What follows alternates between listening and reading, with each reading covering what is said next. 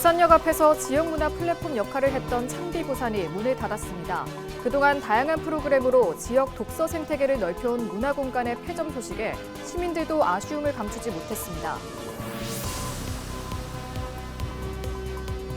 전국에서 어린이 유괴 시도 신고가 잇따르면서 등하굣길 안전에 대한 우려가 커지고 있습니다. 정부는 등하굣길 안전대책을 발표한 뒤 현장 점검에 나섰고 학부모들은 반복적인 안전교육이 필요하다고 강조했습니다. 식약처 허가 없이 중국에서 밀반입한 레이저 의료기기를 무허가로 유통한 일당 7명이 적발돼 2명이 구속되고 5명이 불구속 입건됐습니다. 이들은 단속을 피하기 위해 의료기기를 부품으로 위장해 반입하기도 했습니다.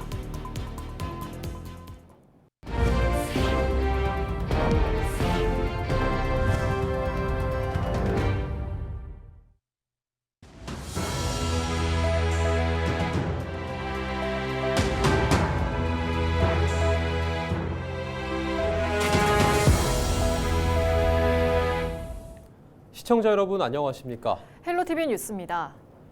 부산역 앞 100년 건물에서 지역 문화 플랫폼으로 자리 잡았던 창비부산이 20일 문을 닫았습니다. 폐점 소식이 알려지자 전국에서 사람들이 마지막 인사를 위해 찾아오는 등 공간이 남긴 의미도 적지 않습니다. 권정숙 기자의 보도입니다. 부산역 앞 국가 등록문화유산인 옛 백제병원 건물 2층. 누구에게나 열려있던 문화공간 창비부산이 20일 마지막 영업을 끝으로 문을 닫았습니다. 폐점 소식이 알려지자 마지막 날까지 발걸음이 이어졌고 방문객들은 사진을 남기며 추억의 공간과 작별했습니다.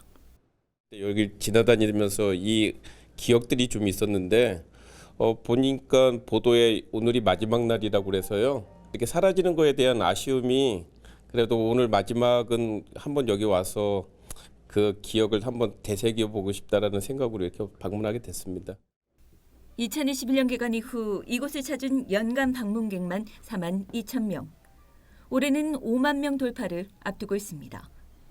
출판사가 운영하는 공간으로서는 드문 성과지만 임대료와 운영비 부담, 출판시장 침체가 운영 종료의 배경이 됐습니다.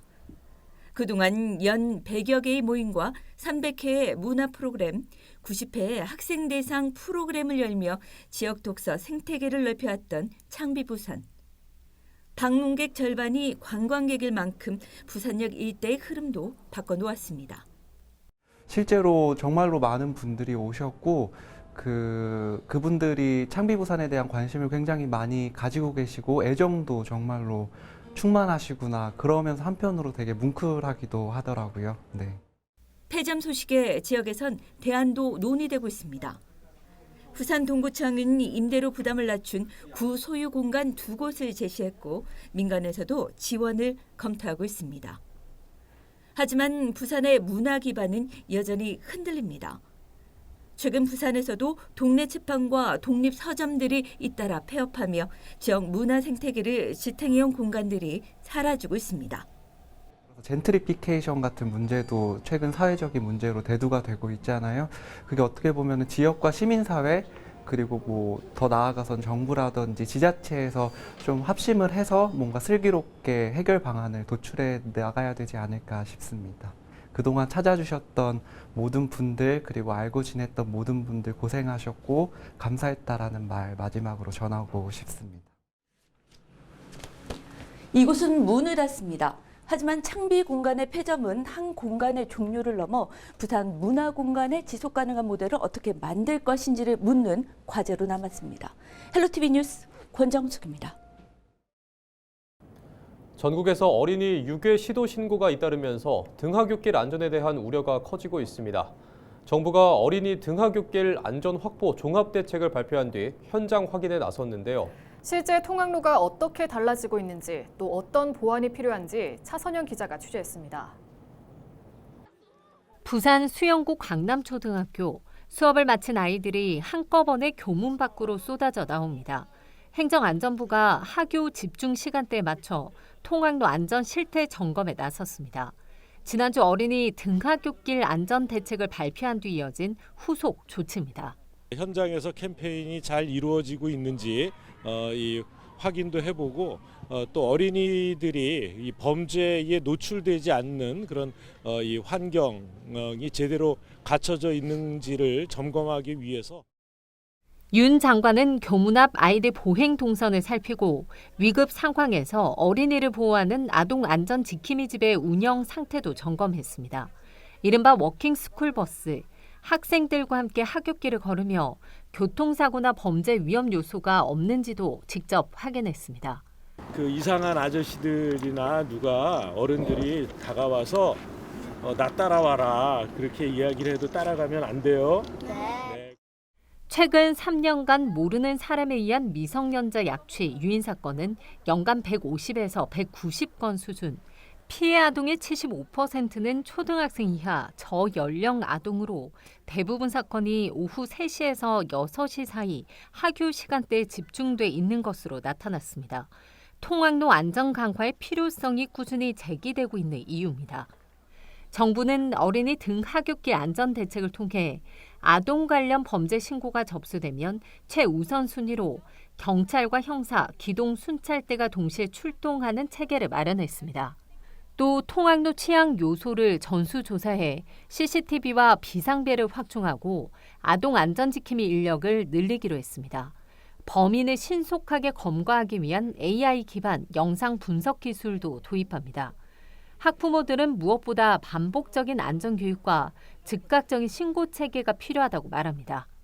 우리 아이들에게 계속 이런 이제 뭐 낯선 사람들의 만남에 대해서도 주의를 계속 줘야 되는 부분도 있고, 이제 부모님들도 우리 아이가 그런 일이 뭐 아주 작게나마 있어도 이거를 그냥 넘어가지 않고 이제 뭐 이런 일이 더 이상 발생이 되지 않게 계속 교육?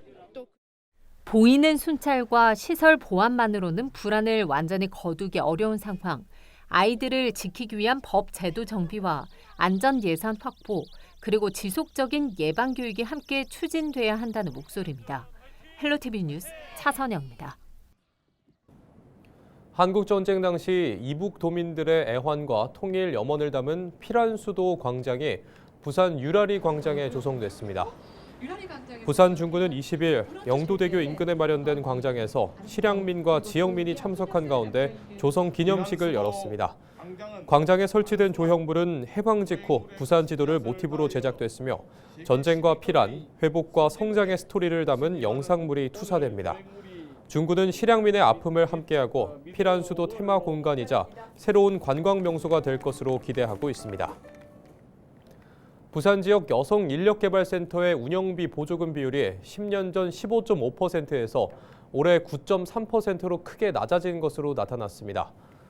부산경제정의실천시민연합은 20일 시의회에서 기자회견을 열고 운영비 부족으로 센터가 본래 역할을 수행하기 어렵다며 전국 평균 수준으로 운영비를 회복해야 한다고 촉구했습니다.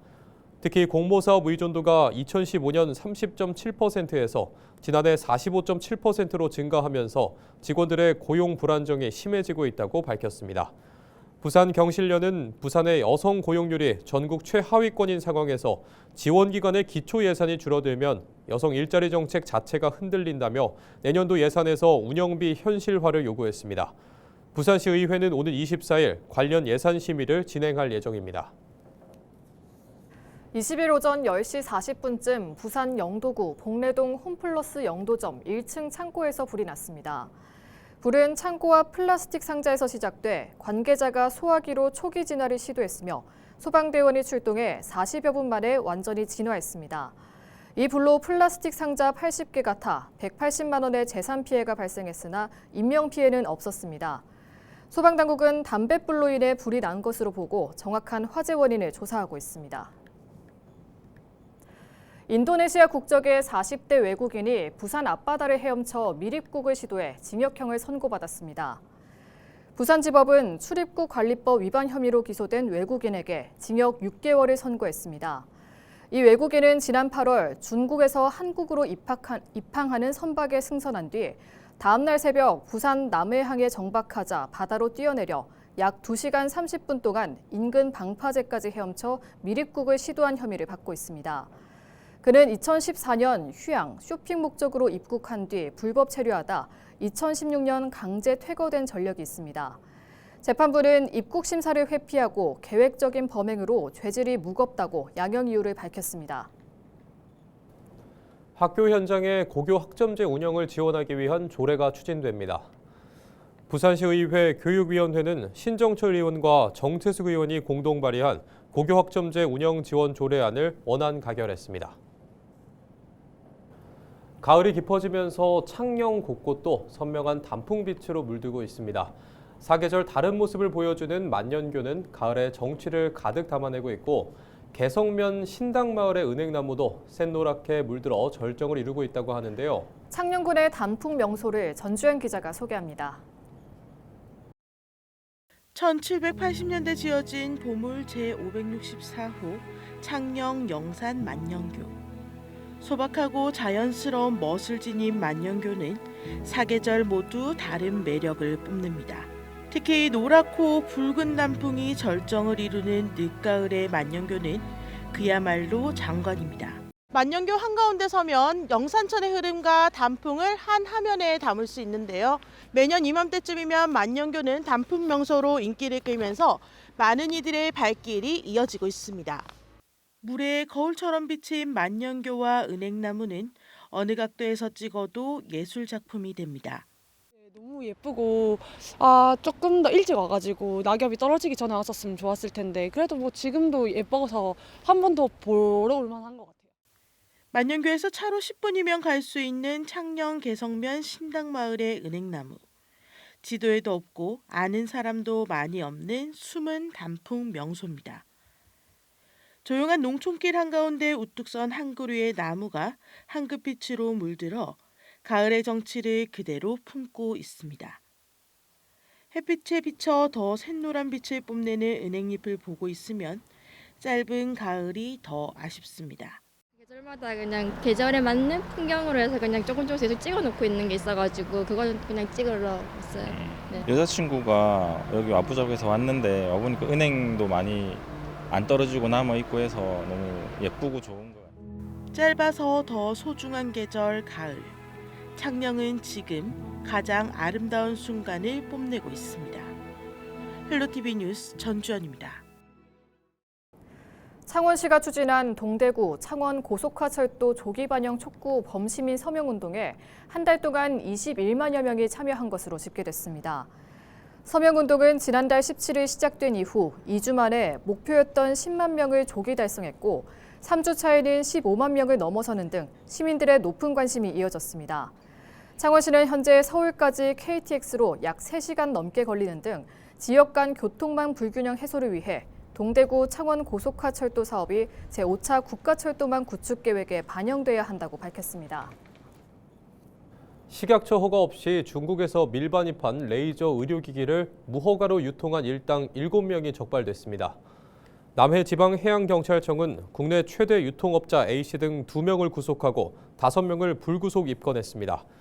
A씨 등은 2019년부터 올해 7월까지 피부 문신, 잡티 제거용 레이저 기기 5,200여 대를 전국 뷰티샵 등에 판매해 39억 원을 챙긴 혐의를 받고 있습니다. 일당 중에는 단속을 피하기 위해 의료기기를 부품으로 위장해 반입한 뒤 조립해 판매하기도 했습니다. 이들이 유통한 기기는 인체에 중등도 위해성을 지닌 3등급 의료기기로 안전성이 검증되지 않아 화상, 염증 등의 심각한 부작용 우려가 높습니다. 해경은 밀반입을 주도한 중국 조선족 여성 조직원을 추적하는 한편 불법 의료기기 단속을 강화할 계획입니다.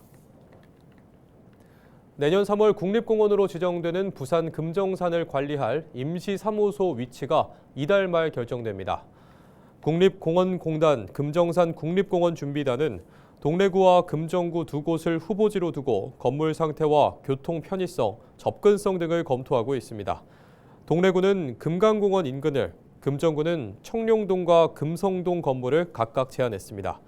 임시사무소는 정식 청사가 완공되기 전 3에서 5년간 행정직 등 100여 명이 근무할 예정입니다. 준비단은 이르면 이달 말 최종 결정을 내리고 계약을 추진할 계획입니다. 이상으로 뉴스를 마칩니다. 저희는 언제나 지역민 여러분과 함께합니다. 시청해주신 여러분 고맙습니다.